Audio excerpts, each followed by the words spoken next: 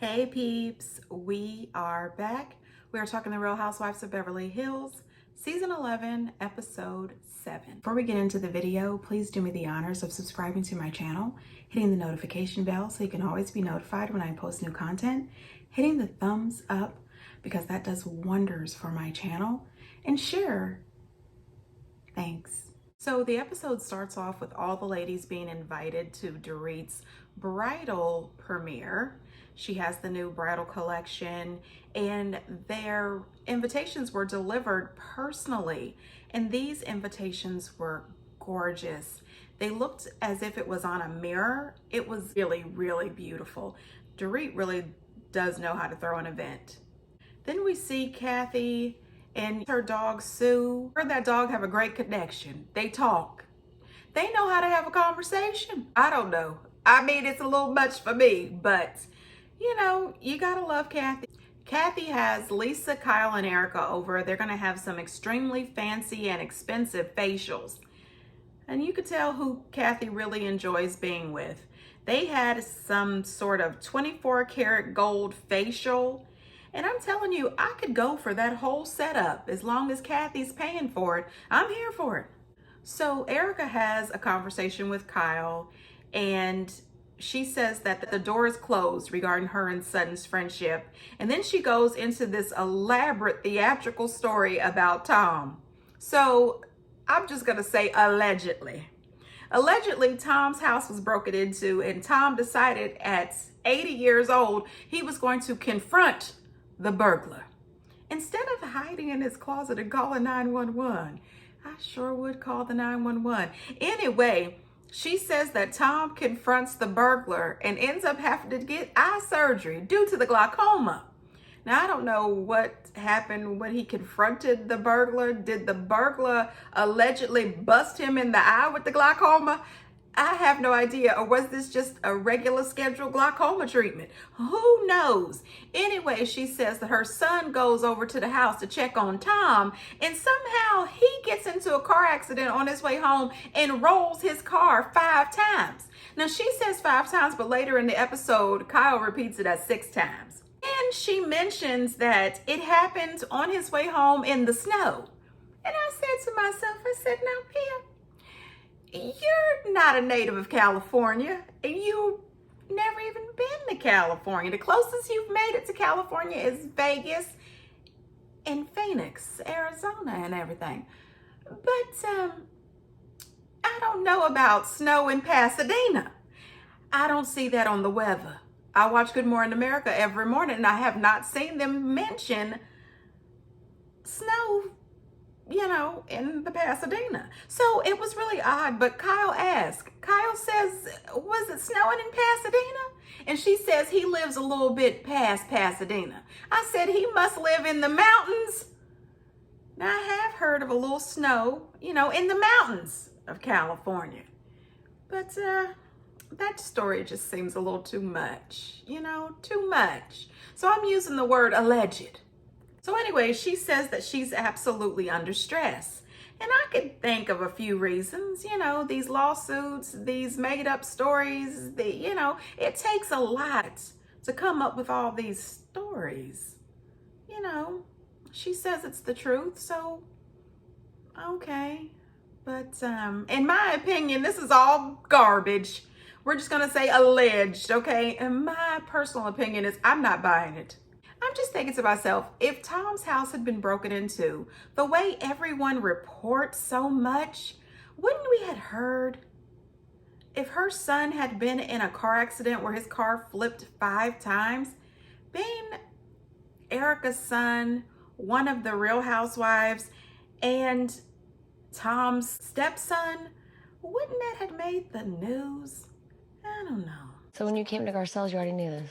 Yeah. If Tom was burglarized, how'd you find out? Tom confronted the burglars? Did they do anything to him? And what about your son?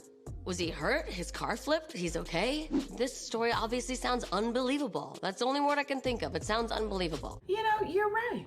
This is getting crazier and crazier by the second. I don't understand this. You find out about Tom's burglary and your son's accident and you still go to Garcelle's for dinner in full glam? I tell you what, when my son got in his accident back in March, honey, listen, I was devastated. I felt weak. I felt helpless. I was freaking out. Do you think that I'm getting in full glam to go to someone's dinner? No. There was snowing in Pasadena? He lives further out. Now listen here, Kyle. Listen here, girl. I'm gonna need you to say that to her face. Don't be a hypocrite. Don't be two-faced. Don't put people in a position. Isn't that what you told Sutton? I'm gonna need you to tell her to her face. This story was so unbelievable. I mean, really?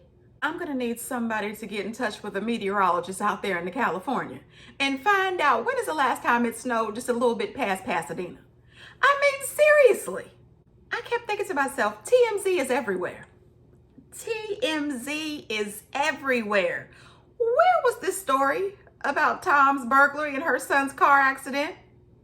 I don't know. I don't remember TMZ reporting it, because I definitely get the alerts from TMZ because I want to know, other people's business.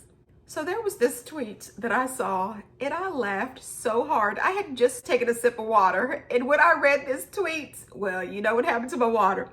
But the tweet said, from the way Erika's talking about Tom, I'd be surprised she isn't going to declare him dead at the reunion. I said to myself, oh my God, that is so true. What else is going to happen to Tom? Cancer, thyroids, blood clots, open heart surgery, a stroke. So you guys remember that when Nene was saying that? That is hilarious. Poor Tom. You know what? I'm sorry. This is just my opinion. This story is really getting convoluted. There's so many holes and so many, you're really testing people's intelligence. Stop this. Later Garcelle meets with her dating coach, and I'm not gonna lie, peeps. I'm gonna be real honest. I fast forwarded through. I really don't care. So we go to Crystal's house and she's there with Kyle, and I really didn't care about that either. But it turns out that her husband wants to do this really expensive renovation on their basement that was an absolute mess in the first place. And she's complaining about how much money it is. And I thought to myself, isn't he the one making all the money? If he's making the money, let him buy what he wants. She says that she's more frugal, yet and still she doesn't mind paying $95,000 for a purse. Ma'am, let that man buy what he wants. Okay, in my book, $95,000 for a purse is not frugal. But then again, I am not married to the director of The Lion King. So I guess $95,000 for a purse is frugal. I don't know. So Crystal and Kyle talk a little bit about Garcelle, and Crystal makes this comment that she thinks that Garcelle doesn't have a lot of girlfriends, so it takes her a little bit of time to open up. But we saw her during her first season, and she has quite a few girlfriends that are her real close friends. And Crystal makes this comment that she really doesn't understand what's going on because she feels really close to the girls. And my thing is this. I think the reason why Garcelle doesn't quite open up to the girls is because she's been burned by these ladies. And she's seen what these ladies have done to the other women. The way they treated LVP, the way they treated Denise, and countless other housewives. And you know what, Crystal? Pay attention. Because your second season is coming up. And they are going to be laser focused on you. It's going to be your turn next season. So you better watch out. So PK and Dorit go over to Kyle and Mauricio's house for dinner. Kyle tells Dorit Erika's fascinating, gripping, theatrical story about the car accident and the burglary. Dorit says, well, what? From the hospital. What? And it gets crazier. It gets crazier. Rolled his car 6 times. What? And that's what we were all saying, weren't we, peeps? Tell me now, peeps. Get down in the comments. When you heard that story, say you didn't say what out loud. Seriously, what is happening? So when they sit down for dinner, after Dorit mixes up some tartar sauce for PK salmon, which Kyle was very upset about. She said, who puts mayonnaise on salmon? I don't know. But you know what? We like PK these days.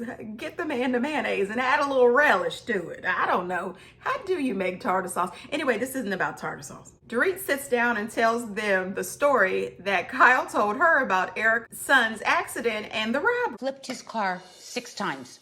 What? Is it true? What are you guys talking about? Is this for real or is this a fake story? No, Like, what it's are for you real. saying? Honey, it's for real. Erika just told me this. No. I don't know if you know about the previous story about Tom flipping the car. I don't know if you're aware of that. They were in the ER. He needed some type of surgery. On his brain. I did not allow them to do surgery on him. I think it was the brain or something That was because... his brain. And then she said she didn't want him to be operated on because of his age. I'm not a statistician, but what are the statistics that Tom and his stepson both flip cars? I would guess they're millions and millions and millions to one. I think that Tom lied to Erika, and Erika went along with it. There's no car rolling. There's no 12 hours saying. unconscious. It's, to me, it's transparent. Let me tell you something. There's lies all over the place. Now listen, Kyle says hearing her husband and PK's reaction is making her rethink herself. Are you kidding me? Are you kidding me? Have you been paying attention? Now I know when that LA Times article came out, it was too long for you. You couldn't make it through, which I don't understand it. You're an actress. Scripts are usually huge. And sometimes you have 5, 6, 7 pages of dialogue for one scene. How are you not able to read an LA Times article? Anyway, maybe it was the small print. You need to zoom in. I don't know. Anyway, girl, don't you even listen to Sutton? Actually, wait a second. Are your ears working? Do you hear this ridiculousness that's coming out of Erika's mouth? Why are you second guessing this? Girl, I've had it. Y'all are making me sick. Now, Dorit is lost it. She says even though she respects everyone's opinion, she just doesn't believe for 1 second that Erika is lying. So, you know, maybe they need to repeat Erika's story to her in Italian or Hebrew or Spanish so she can pick it up. Girl, cut the crap. Turn your ears up, Dorit. Maybe somebody should draw her a storyboard. Then they talk about the Instagram post, and both PK and Mauricio agree that it is a bad move the way she is handling her Instagram. And it's absolutely true. Her Instagram is ridiculous. When you check out her Instagram and her other social media, it is just completely tacky and tasteless, considering that we have all these alleged victims out here and she has this whole legal situation going on. No, ma'am. I'm with PK. I don't need to see you in your lingerie, okay? You should be on every post out somewhere holding kids and petting dogs. Doctor says, listen, he may have had brain trauma or there was some head trauma. We want to operate on his ankle or we want to operate... We want to take out his hemorrhoids. Maybe it was that. I cannot engage in this conversation. We don't know what Let's he not had. do the brain. Let's focus on the ankle, right? He's not a soccer player. He's a lawyer. Huh? That was funny. That was funny.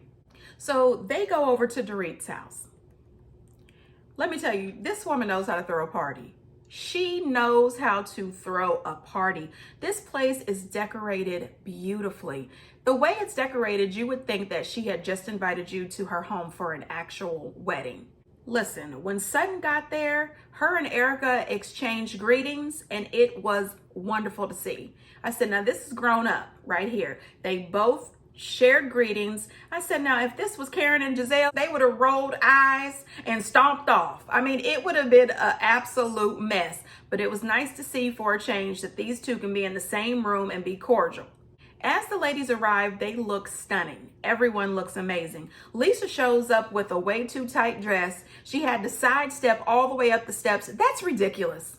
I am not going to be uncomfortable like that and sidestepping up somebody's house. She's dressed like a daggone mermaid for the sake of fashion. Ma'am, that dress is too small. What? Goodness gracious alive. Why is this getting my blood pressure up? She just looked ridiculous. Anyway, Dorit unveils these dresses, and let me tell you, these dresses are everything. Do you hear me? Her designs are beautiful. Do I think she designed them? Do I think that she actually pulled out a sketch pad and designed these? No, I do not. But that is just my opinion. What I think she did was she's worked with a real designer, told them what she likes, and that designer pulled out a sketch pad and sketched these designs. That's what I think, but that's just my opinion, and it's alleged because I don't know these people. However, I do know that these dresses range from $6,000 to $35,000. Listen to me, honey. Direct me to the nearest $99 sale at David's Bridal, because I plan to spend $10,000 on my wedding and not a penny more. Do you hear me? I refuse. But anyway, those dresses are gorgeous. And if they happen to have a knockoff over there at David's Bridal with fake pearls, I'll take it. So at dinner, PK whispers to Kyle, do you want to share some of our jokes from dinner with Erika? And Kyle almost spits her food out. She said, no, but you can. Kyle is too scared. She is a coward, okay? She tried to say that Sutton was weak. No, ma'am. We are looking at weak. Every time you look in the mirror, weak, okay? You are too chicken. These women over here at Beverly Hills are scared to death of Erika, yet the women of Salt Lake City are ready to step up to Jen, violent Jen. Now that's my opinion too. She acted violent last season. PK is so messy, okay? Kyle asked him, does he feel guilty? He said, no, I was just giving some advice. Not if the person is not there to hear PK. You're just messy, but you're delivering facts. And I appreciate it. So as long as you're going to deliver facts, I'm here for you, PK.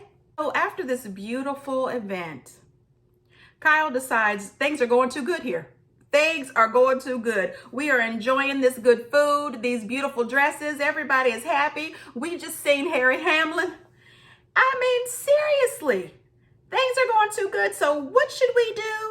We're going to pick on Garcelle, who already doesn't feel comfortable. So she says, oh, you really got everything started. Everybody was really upset with you today after your comments on Ellen, saying that we were all coming for you and now you're coming for us. Ma'am, keep that same energy for Erika. Why don't you go over there to the table with her and Lisa while Lisa's over there talking crap? Shut those lips. Go on over there with Lisa and Erika and tell Erika what you and your husband and PK and Dorit was talking about. Do that. Okay, get off Garcelle's back. By Kyle doing that and then Dorit jumping right in like she did, you just proved Garcelle's point. By the way, Garcelle was looking gorgeous, wasn't she? She says that when she did that interview, it was right after Lisa's lip kit party, and she absolutely felt that the girls were coming for her. And you know what? Garcelle has a right to her own opinion. She really does. And I need Dorit to pipe down. You are getting too fly at the mouth to Garcelle for me. And I know Garcelle is a classy kind of lady. She is different. I'm not allowed to have my own opinion. Of course Like you whether you are. like it or not. I would Can love to I hear have your my own opinion. opinion? If it goes against how you feel, then I can't have that opinion. I speak 4 languages, Good for you. and that doesn't make sense in any one of them. I would have asked Dorit, Step outside and I'll kick both of your ass like you stole something. we could handle this. You know what? I'm really over Lisa Rinna.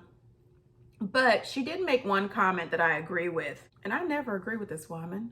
But she says Garcelle is a big girl and she can handle Dorit. And you are absolutely right. Garcelle can handle Dorit. And you too. Garcelle said that she feels like an outsider. And that's just what it is. If I come to you and I say I feel like an outsider, that's just it. I don't need you to come back and tell me what it really is. I just told you what I feel. You are not in charge of my feelings. I just can't stand it. You can't just come back to somebody and tell them how to feel and that they shouldn't feel this way. They feel the way they feel. How about you work on yourself? Oh, wow. These ladies really wreck my nerves. They really do. Anyway, peeps, get down in the comments and let me know what you thought. This episode was something else, but I am ready for next week's episode. But more than anything, I'm ready for that reunion. Let me tell you, I am ready for the reunion. According to Andy Cohen, there was no subject off limits and that several people cried, but Erika really cried. I'm waiting to see. I really am. And until next time, bye.